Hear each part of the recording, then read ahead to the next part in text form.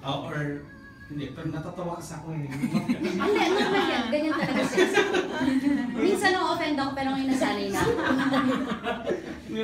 yung nasa kotse kayo, yung sinabi mo na ipakilala mo yung anak mo, bakit mo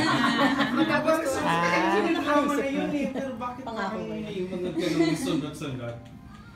Nasa script naman yun, nakakatawa naman siya, so hindi ko naman sinabi, huwag na natin ilagay ito.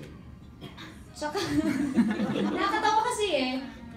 So, well, siguro matagal na rin naman ako sa industriya, kaya alam ko rin magiging reaction ng mga tao.